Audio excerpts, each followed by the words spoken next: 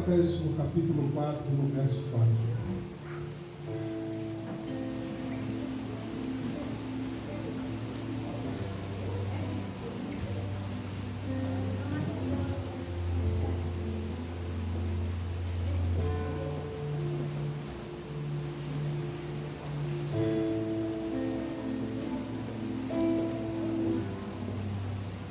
Gálatas 4,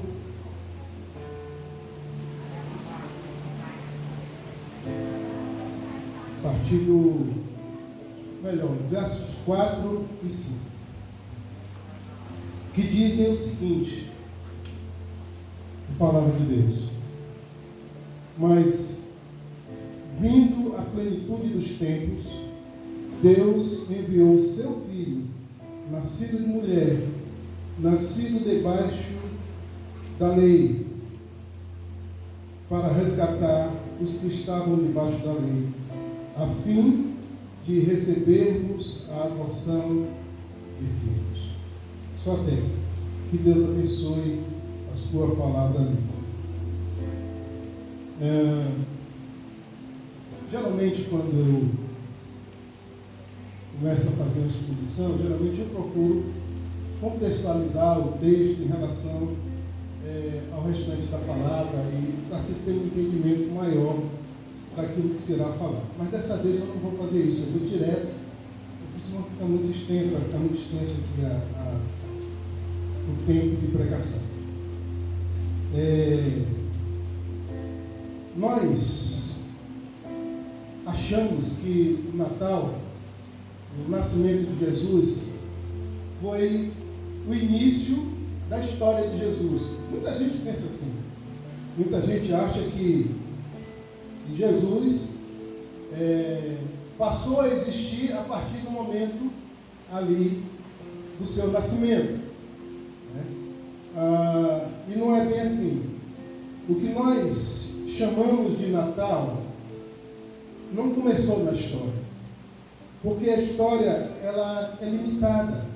A história é limitada pelos olhos, por aquilo que a gente vê, por aquilo que a gente pode contemplar, que a gente pode manusear, talvez, aquilo que a gente pode ouvir, né?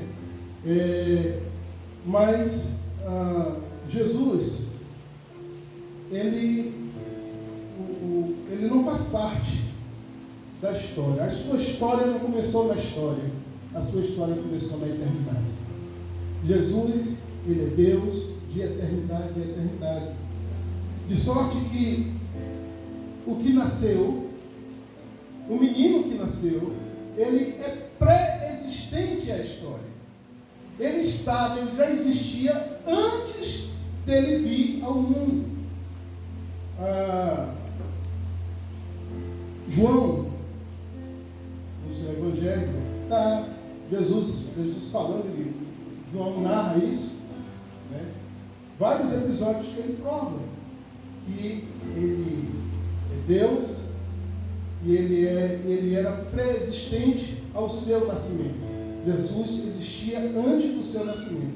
Em João 8, 56 ao verso 58, diz assim: Abraão, vosso pai, exultou por ver o meu dia, viu e alegrou-se. Disseram-lhe, pois, os judeus: ainda não tem 50 anos e viste Abraão? Respondeu-lhe Jesus: em verdade vos digo, que antes que Abraão existisse, eu sou. João 17:5.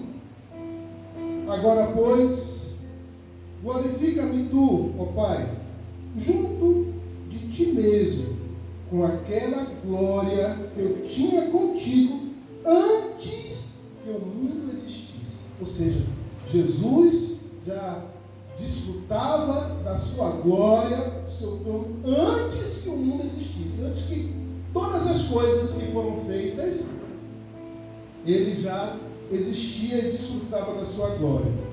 João 17:24 diz o seguinte: Pai, desejo que onde eu estou, esteja comigo também aqueles que tens me dado, para verem a minha glória, a qual me deste, pois que me amaste antes da fundação do mundo. João, no capítulo 1, versos de 1 a 3. João começa o seu evangelho da seguinte forma, dizendo: no princípio era o verbo. Essa palavra verbo quer dizer a palavra encarnada, né? A palavra viva. Você pode substituir essa palavra tranquilamente por Jesus, que dá certinho o texto, você não está fazendo nenhuma heresia, né? Então, no princípio era Jesus, e Jesus estava com Deus, e Jesus era Deus. Ele estava no princípio com Deus. Todas as coisas foram feitas por intermédio dele, e sem ele nada do que foi feito se fez. Jesus estava antes da história acontecer. Por isso, ele não pôde ser determinado pela história, né? A história não podia fazer uma afirmativa em cima da sua existência. A história só podia registrar aquilo que ela pôde contemplar, porque Jesus existia antes de todas as coisas, do universo surgir, da terra ser feita, de Deus colocar luminares, Deus fazer animais e, propriamente dito, fazer o homem. E a Bíblia diz que tudo que foi feito, por Ele foi feito. Jesus fez todas as coisas, Ele sendo Deus. Colossenses 1,17, também Paulo diz: Ele é antes de todas as coisas, e nele subsistem todas as coisas. O que Paulo está dizendo aqui? Ele reconhece que Jesus era antes de todas as coisas, e hoje todas as coisas são sustentadas por Ele. A terra continua no seu lugar, todas as coisas continuam, o universo continua harmônico, é porque Jesus está tomando conta e conduzindo tudo. Jesus, ele sendo Deus, ele foi prometido por Deus desde o início. Nós sabemos da história de Adão e Eva, quando eles pecaram, quando eles deram a sua declaração de independência, né, em relação a Deus. Eles resolveram seguir o seu próprio destino, o seu próprio coração, e se afastaram de Deus. E Deus, naquele momento, Deus, ele promete que Jesus viria.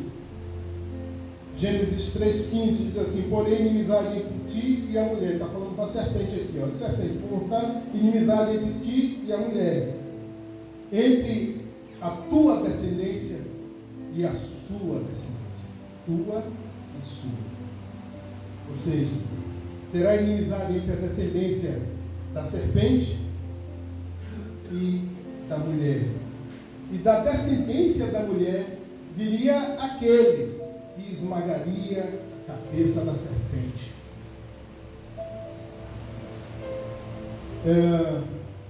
Jesus é o único ser humano que nasceu sem a semente de um homem. Na verdade, todo ser humano tem a semente humana, tem a semente de outro. O homem, na verdade, quem fertiliza é o homem. O homem fertiliza a mulher. O óvulo é fertilizado pelo espermatozoide. E para todo ser humano, em todos os tempos da história, precisou de um homem para fecundar o óvulo da mulher, para que as pessoas existissem. Jesus foi o único ser da história que não teve a intervenção de um homem. Nasceu diretamente de uma mulher. O Espírito Santo fez a obra ali, fez a primeira inseminação artificial que aconteceu no universo, no mundo. Colocou ali Jesus. E agora o apóstolo Paulo, no texto que nós lemos, ele descreve como aconteceu, fatos que aconteceram para o nascimento de Jesus. E é justamente esses fatos que aconteceram para que esse nascimento acontecesse é que nós vamos tratar deles agora. Primeiro, Paulo diz que Jesus veio no tempo certo. Verso 4 diz assim: vindo a plenitude dos tempos. Que plenitude é essa? Na verdade, toda a história da humanidade foi uma preparação para a vinda de Jesus. Os patriarcas, lá no Gênesis, Abraão, Isaac e Jacó já falavam de Jesus. Os profetas profetizaram sobre ele, vários profetas. Eu só quero destacar aqui Isaías, que foi o que mais profetizou a respeito de Jesus e com a precisão cirúrgica nesse termo.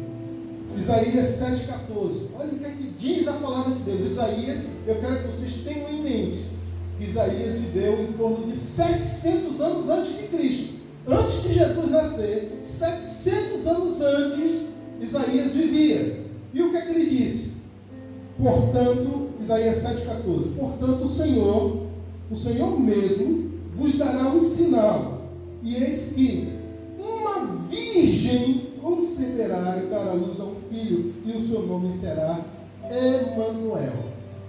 700 anos antes, Deus, através de Isaías, falou para nós que o filho dele seria colocado numa virgem, viria, e o seu nome seria Emanuel, que significa Deus conosco, Deus no meio de nós. Deus esteve no meio de nós em carne. Emanuel. Isaías 9,6 diz assim: porque o menino nos nasceu, um filho se nos deu, o governo está sobre os seus ombros, e o seu nome será maravilhoso conselheiro, Deus forte, Pai da eternidade, príncipe da paz.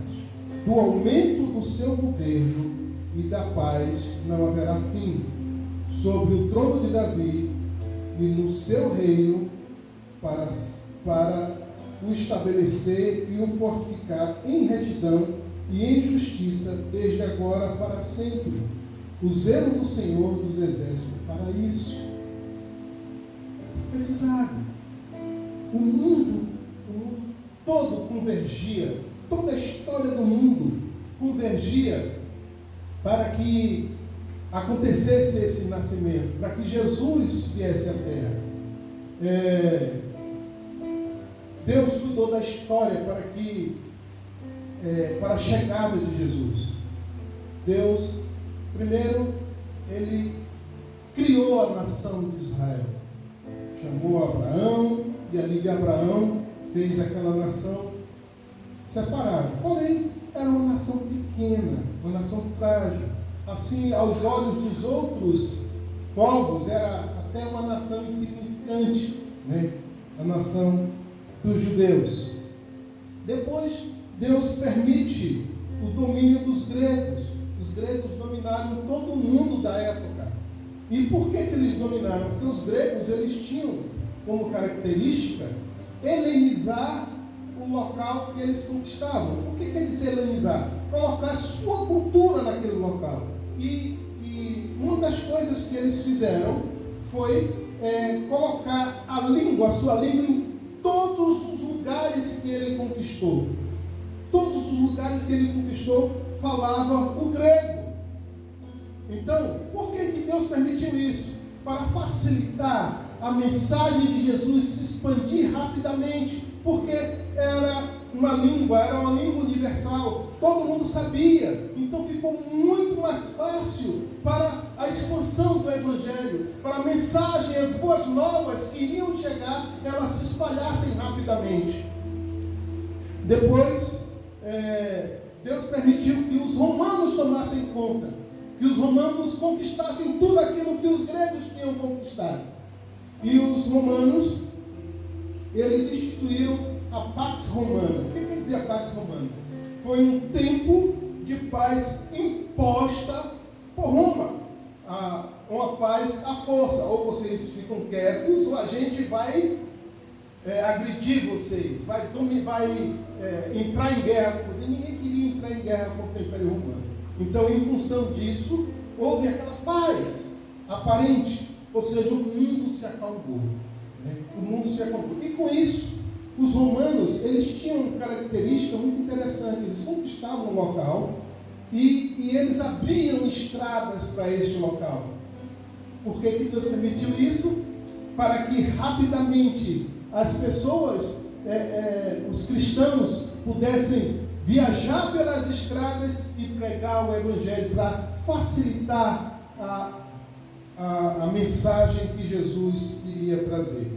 De sorte que o mundo foi preparado para o advento de Jesus. Quando estava tudo preparado, quando estava tudo feito, Deus desceu à terra. Deus desceu à terra. O Verbo se fez carne. Deus se fez homem. O Rei se fez servo. O Deus infinito se tornaria um bebê. E chegou entre nós. Deus preparou tudo. É interessante, queridos, que nos dias de hoje nós pensamos no Natal como simplesmente uma mera comemoração de aniversário de Jesus. Mas o Natal foi assim, não tem nada comprovado, não se sabe exatamente o dia do nascimento de Jesus, é apenas um dia simbólico do nascimento de Jesus. Mas o verdadeiro Natal é quando Jesus nasce na sua vida, quando Jesus nasce no seu coração, quando Jesus entra no teu coração. Esse é o verdadeiro nascimento de Jesus. Isso que nós devemos comemorar quando Jesus entra no nosso coração. E olha, e sabe por que você veio aqui hoje? Porque Jesus preparou. É a estrada que os romanos fizeram. É a língua que foi unificada pelos gregos, a preparação de Deus para que o povo recebesse o Evangelho. E Deus te trouxe aqui hoje para você poder ouvir a sua palavra e preparar o seu coração para você receber a Cristo e a gente comemorar com você o verdadeiro Natal, o dia em que Jesus nascerá em teu coração. Segundamente, Paulo fala que foi Deus que o enviou. Verso 4 ainda diz assim: Deus enviou seu Filho. Bem, em outros textos a gente vai também ver, vai poder contemplar Deus enviando Jesus para nós. Mas não existe um texto mais claro e mais forte, mais potente, mais certeiro do que João 3,16. Quando diz assim: porque Deus amou o mundo de tal maneira que deu o seu Filho unigênito, para que todo aquele que nele crê não pereça, mas tenha vida eterna. Deus amou esse mundo aqui. A palavra mundo, eu não lembro agora a palavra que está no original, mas ela pode ser traduzida como pessoas. De sorte que Deus amou as pessoas. Ou também poderia ser traduzido como criação. Deus amou a sua criação também. De tal maneira, ou seja, de uma forma tão esplendorosa, apesar dos nossos erros, apesar de nós termos virado as costas para Deus, através de Adão, quando nós pecamos e viramos as costas para Deus, apesar das nossas falhas nos dias de hoje, apesar dos nossos pecados, dos nossos erros, apesar da nossa consciência cauterizada, quando a gente não consegue nem estabelecer o quanto nós estamos errados, o que nós estamos fazendo errado, o quanto nós estamos pecando. Mas Deus nos amou, independente de cada um de nós, e amou de maneira tal que Ele pegou seu filho, seu único filho, e disse: filho, você vai ter que deixar sua glória, você vai ter que sair do seu trono, você vai ter que se humilhar para você ser um ser humano. Você vai se tornar em um ser humano. Deus, vai se diminuir até a forma humana. Mas eu preciso que você vá e você salve o meu povo, porque eu não criei o homem para que o homem se perdesse. Está certo que eles erraram, mas eu criei o homem para que o homem me louvasse, me adorasse por toda a eternidade. Eu criei o homem para que o homem fosse feliz. Eu criei o homem para o homem viver comigo. E eu quero que você vá resgatá-los. Eu quero que você vá me apresentar, me fazer conhecido aos homens, para que eles entendam e se voltem para nós e venham morar conosco aqui nos céus. Era o que Deus tinha de mais precioso, seu filho. E Ele enviou. E Jesus veio para aquele que crê. Porque é necessário nós crermos em Jesus. Tudo na vida de Jesus foi diferenciado. O seu nascimento foi diferenciado. A sua vida foi diferenciada. A sua morte foi diferenciada. A sua ressurreição foi algo tremendo. E tudo isso para que você cresça.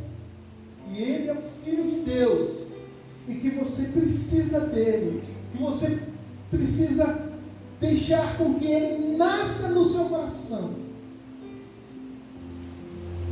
e você tenha a vida eterna com Ele. Foi a maior manifestação de amor que já existiu em todo o universo, em toda a história. Foi a vinda de Jesus.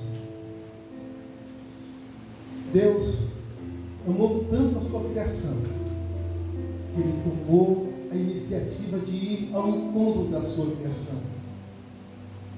E Ele fez isso através de Jesus, através do seu Filho. Para que a gente tenha ideia do envio que Deus enviou, só no Evangelho de João nós encontramos 35 vezes Deus falando e enviou Jesus. Jesus falando que foi Deus que o enviou.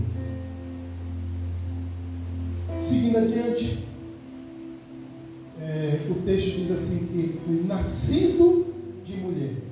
Verso 4 aí. Em Filipenses, no capítulo 2, verso 7, diz assim: mas esvaziou-se a si mesmo, tornando em forma de servo, tornando-se semelhante aos homens. Jesus esvaziou-se a si mesmo.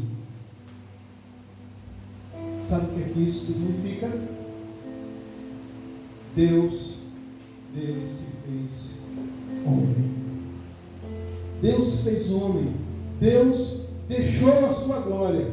Deus deixou o seu reinado. Deus deixou o seu trono. Deus deixou a sua transcendência. Deus deixou a sua onipotência, a sua onisciência, a sua onipresença. Deus deixou a sua majestade e se fez um bebezinho. Deus. E ele entra no ventre de uma virgem para poder, a partir dali, entrar no mundo. E ele entrou no mundo e viveu conosco. Ele comeu a nossa comida. Ele bebeu a nossa água. Ele sentiu as nossas dores. Ele chorou as nossas lágrimas. Ele carregou os nossos pecados. Jesus. Ele entrou no ventre de uma virgem. Foi colocado ali pelo Espírito Santo. Porque sendo Deus, não poderia vir sendo fruto da semente humana. Era o inverso.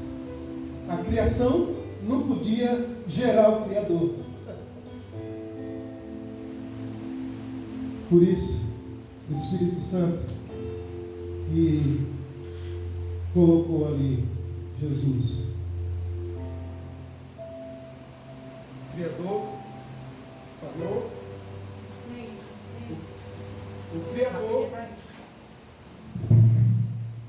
O Criador não pode descender da criatura. Não tem como, é o inverso. É como se o autor de um livro,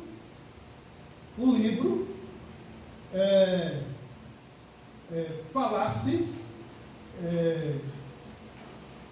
movesse a história, o próprio livro movesse a história. Não, quem tem que mover a história é quem está fazendo o livro. É o inverso.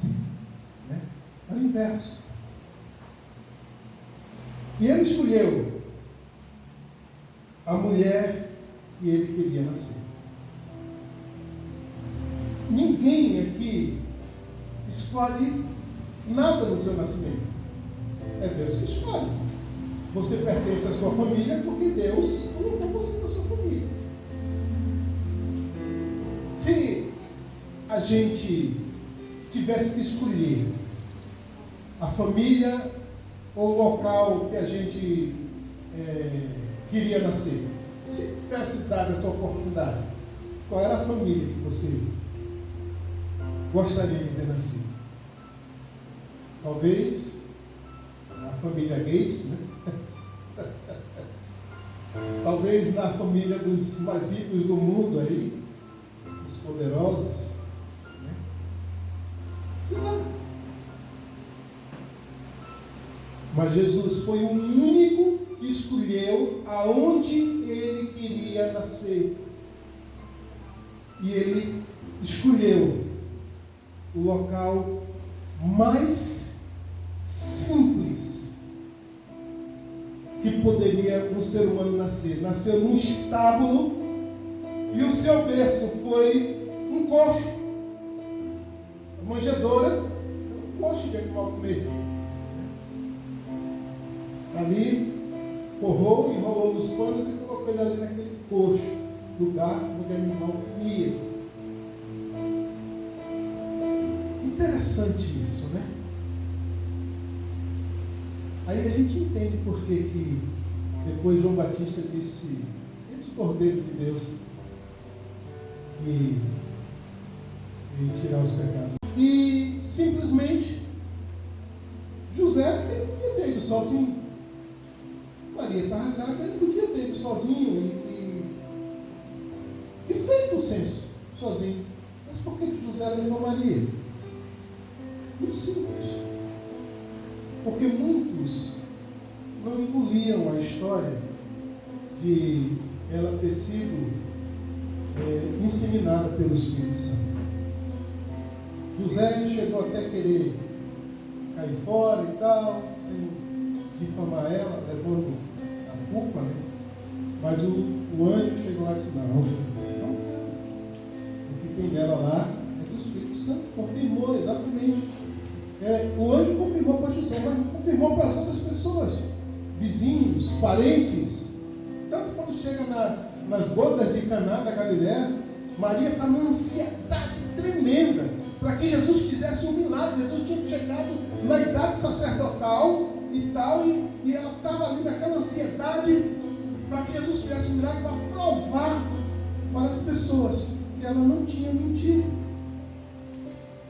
Ela não tinha mentido. As pessoas achavam que ela tinha adulterado, né? Tinha saído da linha. E José, para proteger Maria, ele levou com ela. Levou com ela para que ninguém a molestasse, para que ninguém maltratasse ela. Ele pegou e levou. Preferiu levá-la naquele estado do que deixá-la. Chegando lá, o neném nasce. Por quê? E por que Deus fez tudo isso? Por que Deus moveu a história dessa forma? Porque Deus, Ele queria e quer um relacionamento conosco. Ele quer um relacionamento conosco. Ele quer se relacionar conosco. E não existe um relacionamento quando não existe as duas partes cedendo. Num casamento, quando num casamento duas pessoas endurecem, o marido endurece, a mulher endurece, os dois vão se bater e vão se separar. E não vai dar certo. Agora, quando as pessoas aprendem a ceder, elas conseguem conviver. O homem cede um pouco, a mulher cede um pouco, e os dois conseguem conversar e seguir adiante. É isso que acontece no relacionamento. E Deus, Ele queria e quer um relacionamento conosco. E para isso, Ele deu o primeiro passo. Ele cedeu, Ele mandou o seu Filho, Ele abriu um canal para que nós tivéssemos um relacionamento com Ele. Retornar. Quem virou as costas para Deus foi o homem. Mas Deus deu o primeiro passo para a reconciliação. Deus cedeu primeiro. Mas agora chegou a nossa vez de ceder. E criar um relacionamento verdadeiro com Ele. Depois, o texto ainda no verso 4 diz assim: nascido debaixo da lei. Jesus, em Mateus 5,17, ele diz assim: não penseis que me destruir a lei dos profetas, mas não vim para destruir, mas para cumprir. Existiam e existem as leis de Deus. Existe uma moral estabelecida por Deus. E todos aqueles que se voltam para Jesus precisam seguir essa moral, essa lei, que é simples, é um fardo leve, como o próprio Senhor Jesus disse. E a gente precisa aprender a cumprir a lei, porque cumprindo a lei nós estamos cumprindo a vontade de Deus. Quinto e último tópico, eu quero falar por que houve essa atitude de Deus. Por que Deus fez tudo isso? Por que Deus preparou a história? Deus inseminou uma virgem? Por que toda a história se moveu para que Jesus viesse e estabelecesse esse relacionamento, restabelecesse esse relacionamento conosco? O verso 5 responde, diz assim, parte B, a fim de recebermos a adoção de filhos. Efésios 1:4, como também nos elegeu nele antes da fundação do mundo, para sermos santos e irrepreensíveis diante dele em amor. E nos predestinou para sermos filhos de adoção por Jesus Cristo, para si mesmo, segundo o beneplácito da sua vontade, para louvor da glória da sua graça, o qual nos deu gratuitamente no amor. Deus fez tudo isso para nos resgatar e nós nos tornarmos seus filhos por adoção, para nós sermos adotados por Ele. João, no capítulo 1, verso 11, diz assim que Jesus veio para os seus e os seus não receberam. Está falando de judeus. Os judeus não receberam. Mas a porta está aberta, porque o verso 12 diz o seguinte: mas todos aqueles quanto receberam, aos que creem em seu nome, deu-lhes o poder de se tornarem filhos de Deus. Deus quer receber cada um de nós como seus filhos. Seus filhos. Por isso que nós temos que cumprir a sua lei. Por isso que nós temos que entender o propósito verdadeiro da vinda de Cristo neste mundo. E a partir daí, nós podemos andar com Deus, não só aqui no restante dos dias que nessa terra nos resta, como também toda a eternidade. É importantíssimo, para concluir, é importantíssimo que nós celebremos o nascimento de Jesus. É fundamental que nós celebremos o seu aniversário. Mas é muito mais importante que nós entendemos o que Deus fez, a bênção que Ele nos deu, o caminho que Ele abriu para um reencontro com Ele. É muito mais importante nós darmos uma resposta à busca que Deus estabeleceu quando enviou o seu Filho. Interessante que todas as religiões do mundo é um homem procurando um Deus, seja ele qual for. Homem procurando um Deus. Cristianismo foi Deus que veio buscar. E Ele já veio te buscar. Ele veio te buscar.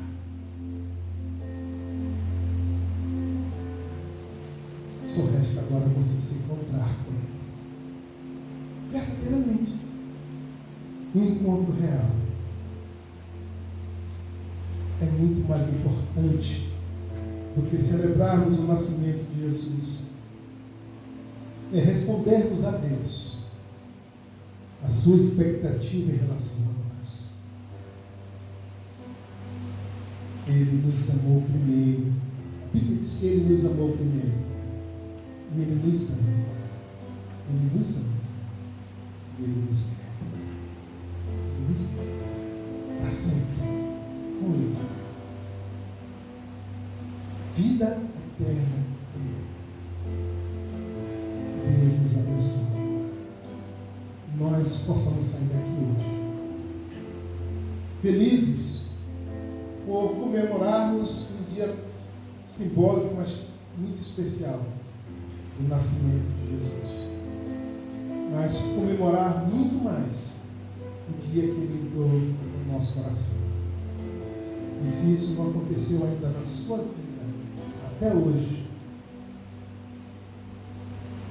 esse é o momento que Deus separou para você, para que você tenha esse encontro com Ele, para que Ele possa nascer verdadeiramente no seu coração a partir de hoje. E eu quero questionar você que veio aqui hoje, que ainda não teve a oportunidade desse encontro, que ainda não conheceu a Deus de perto, não teve uma experiência viva com Ele. Eu quero convidá-lo a ter essa experiência a partir de agora, dizendo a Ele: Senhor, Eis-me aqui. Eu estou aqui. Eu estou aqui para, a partir de hoje, definitivamente, andar contigo, ficar contigo, viver contigo, te amar, te adorar, estar eternamente no Senhor. Tem alguém essa noite que gostaria de fazer esse compromisso com Deus, entregando a sua vida para Ele? Alguns dos que nos visitam. Tem alguém? Senhor, nós vamos estar orando ao Senhor, agradecendo a Ele por tão grande dádiva que nos foi dado, tão grande presente, o maior presente que nós podemos receber das nossas vidas. Vamos ficar perto com os olhos.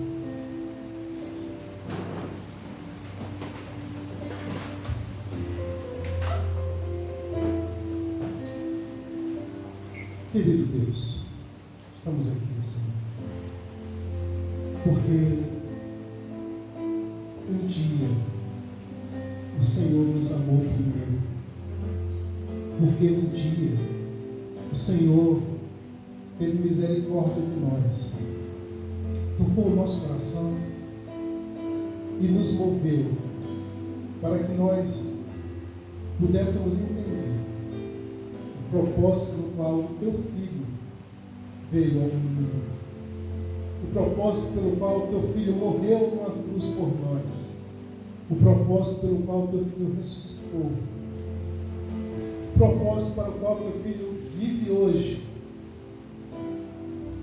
E o propósito é que ele viva em nossos corações. Ó Deus, muito obrigado pelo maior presente que nós poderíamos receber, ó Deus, na nossa vida. Não existe algo mais poderoso, mais precioso, mais valioso, meu Deus, do que a presença do teu Filho nas nossas vidas. Por isso, hoje, nós celebramos o dia em que o Senhor o enviou à terra. Sim, porque ele não nasceu, simplesmente nasceu naquele dia, mas naquele dia ele foi enviado à terra. E nós sabemos que isso é diferente, porque ele veio porque o Senhor o enviou, e o enviou para nos salvar, o enviou para que nós tivéssemos vida, para que nós tivéssemos a chance da felicidade, de saber qual é a verdadeira felicidade. Quando nós pensamos que muitas das vezes são as bebidas, são as festas, são os fogos, são outras coisas, mas a verdadeira felicidade está no Senhor.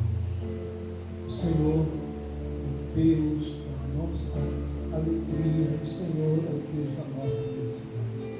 E tudo isso faz parte do pacote do presente que o Senhor nos deu.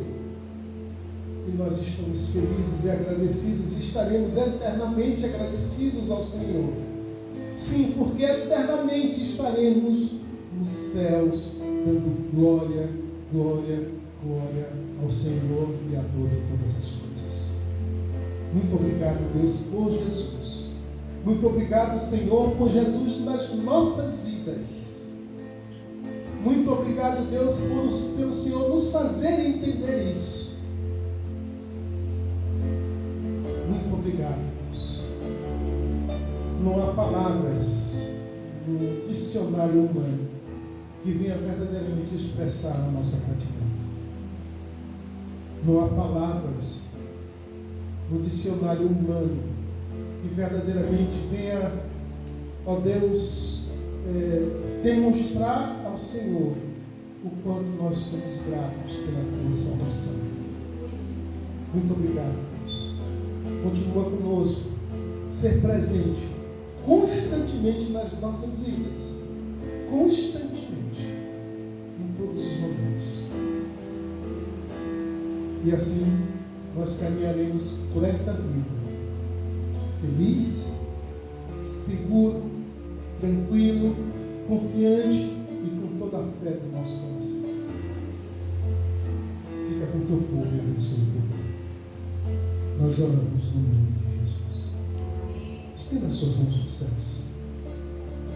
Que a graça do nosso bom, maravilhoso, grandioso Deus, que o amor do nosso Senhor, Salvador, Deus forte, Príncipe da paz, Pai da eternidade, Senhor dos senhores, o nosso Rei, Jesus, e a comunhão daquele que cuida dos nossos corações, da nossa mente, que é o nosso conselheiro, que é aquele que nos previne de todo pecado, de toda justiça, de todo juízo.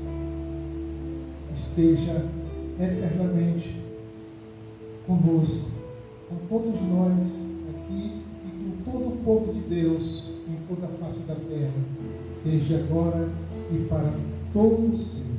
E todos dizem? Amém. Amém.